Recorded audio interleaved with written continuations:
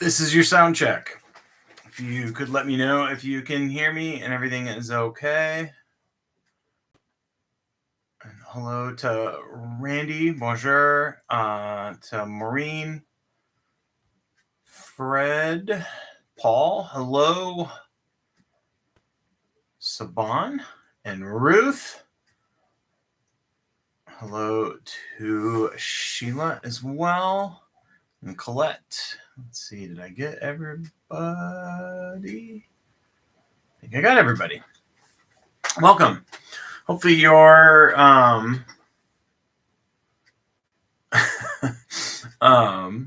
well at least I'm not muted. Glad that Ruth has figured that out. Hi Brian, welcome.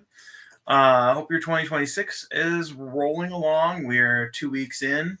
We're past Quitters Day, I guess, is like the 9th. So there you go. And yeah, so hello, welcome. Let's see, EWN, Edward, I think, maybe, if I'm guessing right. Welcome, Edward, if I'm right. And if not, you can mention your name and I'll correct myself.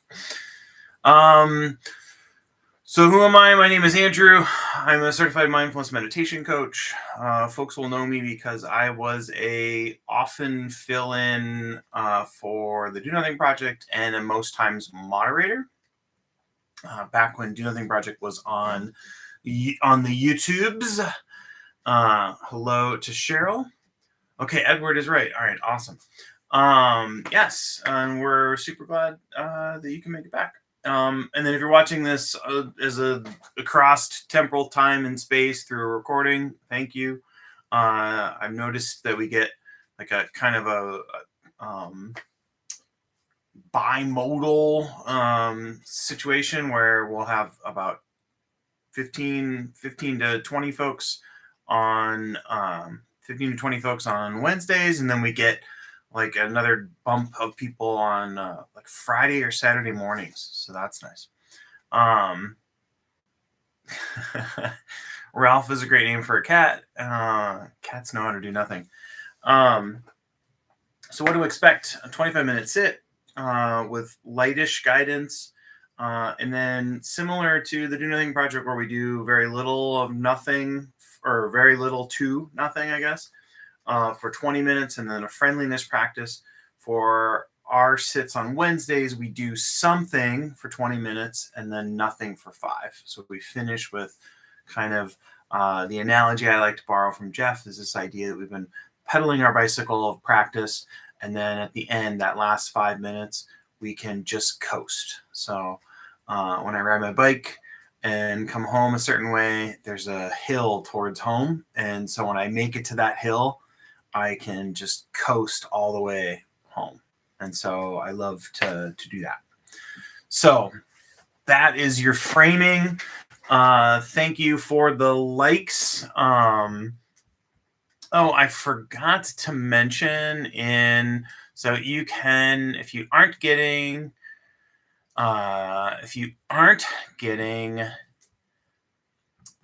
the reminder emails that I send out a reminder about 2 hours before this time, and then I send out a reminder the day before. If you aren't getting those, you can send me an email at the email address I just put into chat, and I'll add you to the list. If you're on that list and you don't want any more emails, you can always reply back, and I will take you off that list. And then I forgot to mention that so for some folks, I'm curious too, if you want, you can put it in the chat what your experience was with the meditation challenge from 10%, the 10% app with Joseph Goldstein and Dan Harris last week. Interested, you can always reply back to emails and send me that too. But I forgot to include in the newsletter this time that Sharon Salzberg is doing the Real Happiness Meditation Challenge in February. And that is, so that's 28 days. And I just posted a link in chat for how to sign up for that. And I think there's like an ask for like maybe $1 a day or something like that. I think it was done this year. Last year, they're hosting it off of Teachable, which is kind of a course platform. Maybe it's been longer that they've been doing that. I don't know. And then I think there is an option to say like participate for free. And that's at the very bottom. So just a mention of that. It's a practice opportunity. So, all right. For today, we're gonna play around a little bit with in our focus range will be the body. You could do sounds as well. I'll give you that chance. But or you can choose to do sounds. But the notion here is that we're going to play around with kind of pulling back, kind of a zooming back, zooming out, and then maybe a zooming in, and seeing a little bit of how that's like in the body. So I'll point to or I'll mention, welcome, Olivia. I'll mention or at least offer some prompts around the idea of kind of seeing if you can thin coat the outside of the body. And so like, kind of like that feeling of just being able to hold sort of a layer of awareness around the outer edges of the body. And then being able to, if you want, you can play with that as a whole. And then narrowing or zooming in to narrow your focus on a particular area. So just that pulling back and narrowing and pulling back and narrowing, zooming in, zooming out. And then I'll offer around the body, but you could do this with sounds as well. Maybe is just like trying to like sounds in the room versus sounds outside of the room potentially. The only trap there is that the mind starts to go, well, is that outside the room or this or like, and so then it becomes like a slow motion instant replay in football where they're like, was it a catch? Well, he didn't make a football move, so no. Anyway, so not necessarily an image of the body, but a felt sense of the edges of the body. Paul, does that help?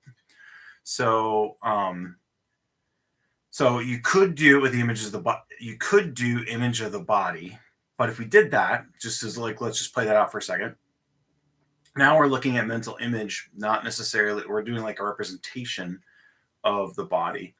And so I'm more hoping to get us into a spot for direct sensations or direct experience, but you could play with that if you want to play with that. So cool.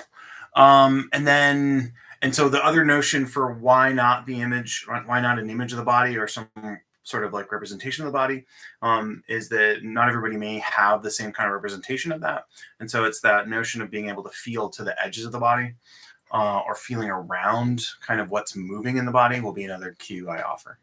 All right. That was a lot of, yes. And this is feel. So we can think of this as just feel with zoom in, zoom out would be a shorthand. All right. I did not prepare my 25 minutes on the clock, so I can't show you 25. Well, now I can. So 25 minutes on the clock. I have a fancy bell. I have something to invite said bell. So we'll go ahead and begin. Thank you all for being here. All right.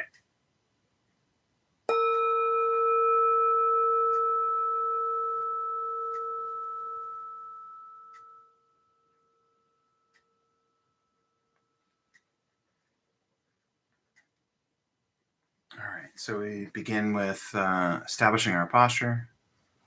Ultimately, we're looking to establish a posture, seated posture, either in a chair, a cushion, or a bench that allows our back to be upright without being uptight. That may be shoulders over the hips, feet on the arranged in a way that will hopefully make it so you don't feel like you need to fidget and get comfortable. Hands placed in a similar way that you're just comfortable. That could be palms down on the thighs or arranged in your lap. And you can play with the position of the chin, but I tend to sort of tuck my chin just ever so slightly, lengthening the spine. And I'm going to focus again on the seated posture, but you could be lying down, standing, or walking. I'll trust that you can adjust and adapt the guidance to your selected posture. And with our posture established, just seeing if you can kind of take a bit of an inner weather report. Seeing if there's any tension. Maybe there's tension in the neck, or maybe the jaw, around the eyes, shoulders. And we're not chasing away any of the tension, we're just acknowledging it. Oh yeah, my shoulders are a little tight, or maybe I noticed that my shoulders have actually come up a little bit towards my ears. Just seeing if we can bring those down and back. And then that inner weather report helps us to kind of get an idea of what's already here. And again, a very welcoming way.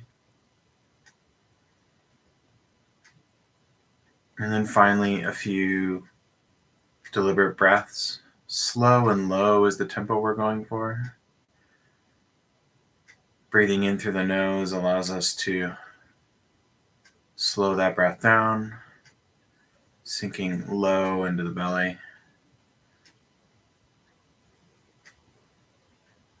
And as the inhale turns around and becomes the exhale, seeing if we can extend or even accentuate it.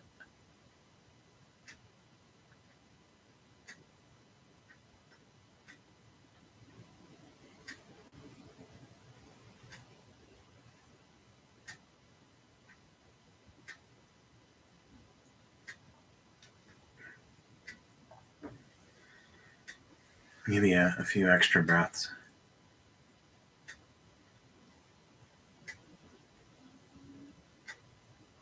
Okay.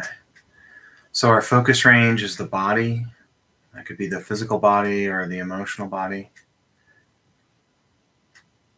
I'm going to lean more on the physical body.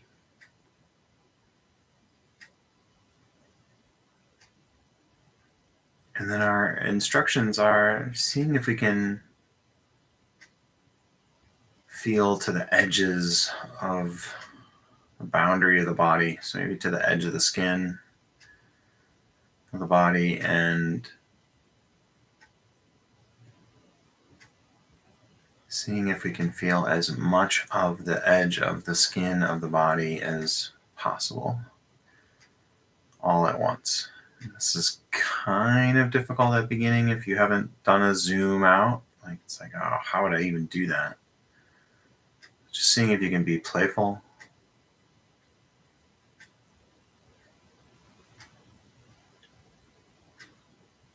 Sometimes I'm feeling sort of the sense inputs or the direct experience more of the back, or where my breath is present in the rib cage, and maybe the pressure points. So you may not have a continuous coding. That's okay.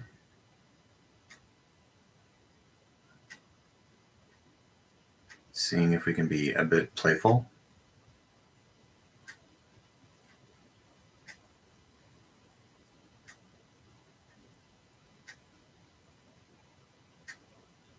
And then the potential of that to not be stable means we may have our attention kind of pulled away, and seeing if we can bring back to that sort of mental direct, or not mental, the direct experience. Feeling the edges of the skin.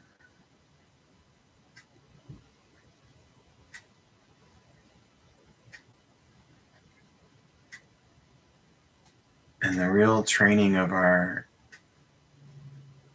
concentration and our sensory clarity is in the noticing we've been pulled away and returning, being back on that within our focus range, and then the noticing and returning, the noticing and returning. It's not a failure if you've had your focus range pulled away and you're not concentrated.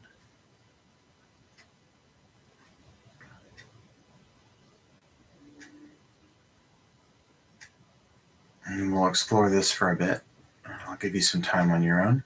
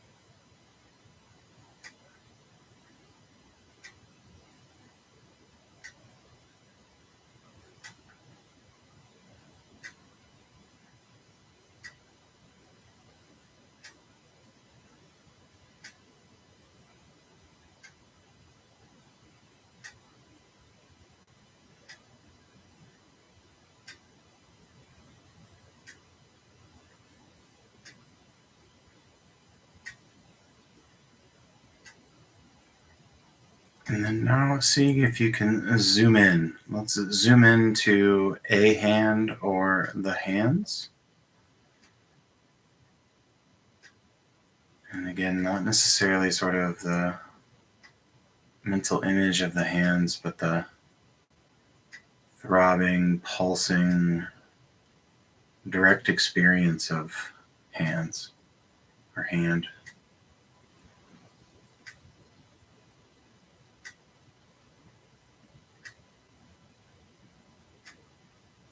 And then this might be a different experience depending on what you've chosen to do with your hands. So if you've chosen to have them face down on your palm or palms down on the thighs, it might feel a bit different.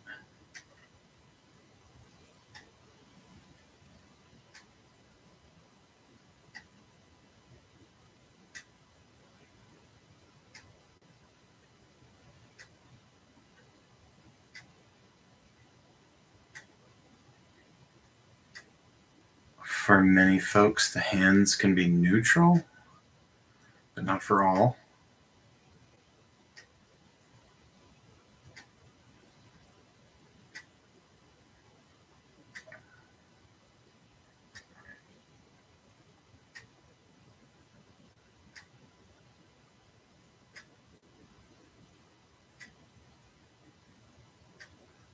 And then can we zoom in on your choice, the pressure points of the seated posture?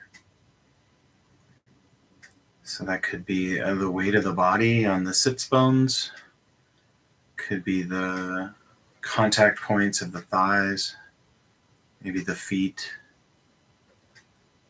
of the shins if your legs are crossed.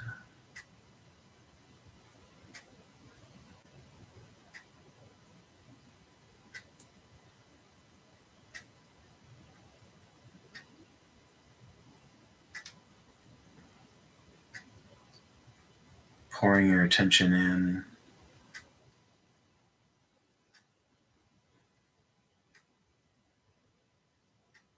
And then your choice. If you want, you could, after soaking the attention in and noticing, labeling that feel, finding a pleasing rhythm to the noting and labeling.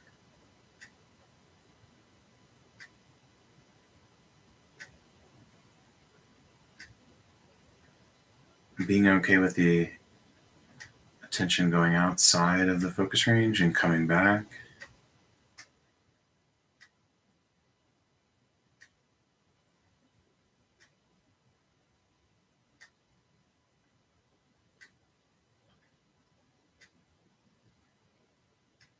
And then zooming in a bit more, maybe to just one foot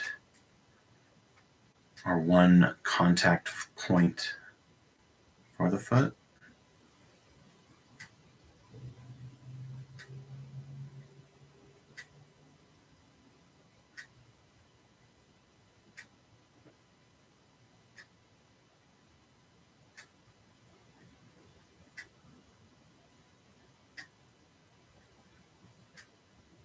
And you can use the same rhythm and noting and labeling.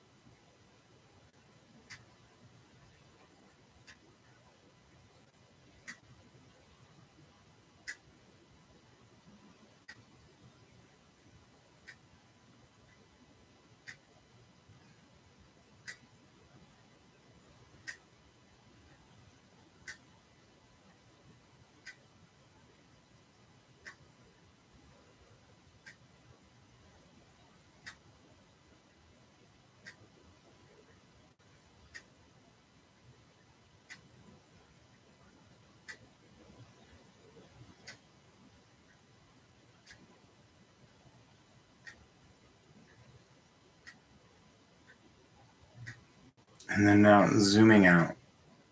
So again, pulling all the way back to feeling the edges of the body.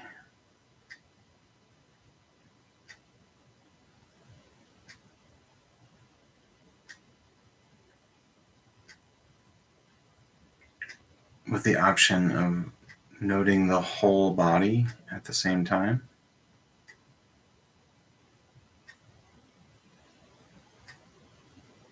So as our attention is poured into direct experience of the edge of the skin of the body, can also note and label that.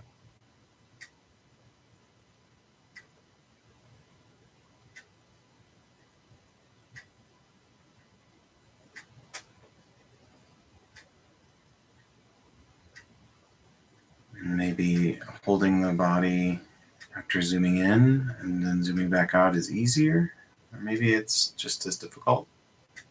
It's okay too.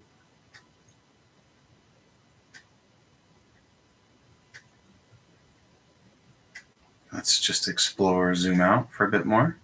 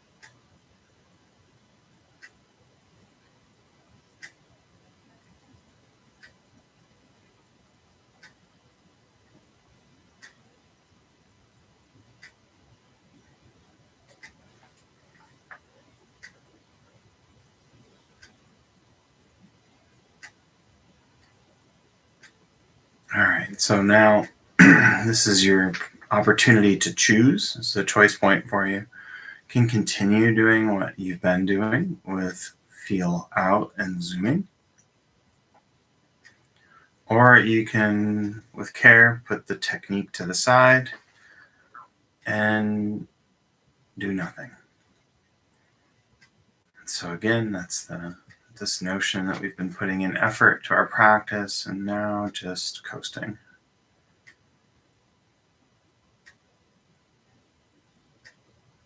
So I'll let you enjoy just sitting.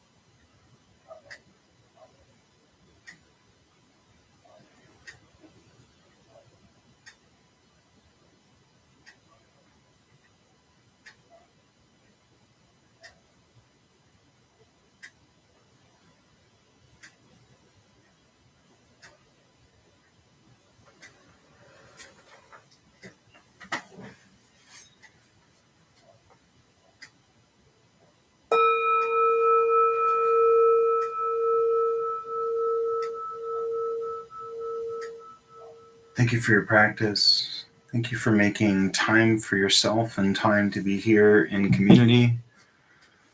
May the fruits of our practice be for the benefit of all beings. May our actions be for the benefit of all beings. Yeah, the clock was a little more noticeable tonight. And yes, Maureen, Maureen. That's a perfect. I think Jeff often likes to talk about the what I was pointing to is the shrink wrapping effect of like covering the body in shrink wrap. And that notion of feeling the ends, like the boundaries. So yeah, I think the clock may have had the most.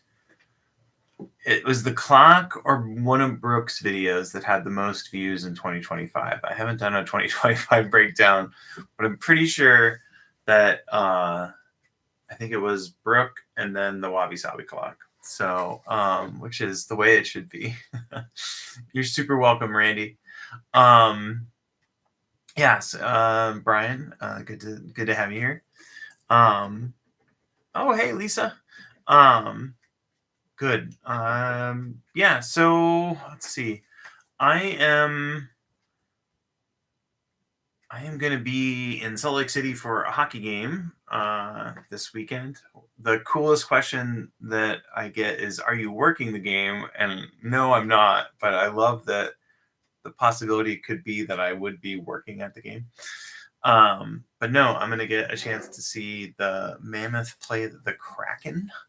So that'll be cool. I'm going with one of my buddies and his son, who is an adult now, which is like so strange.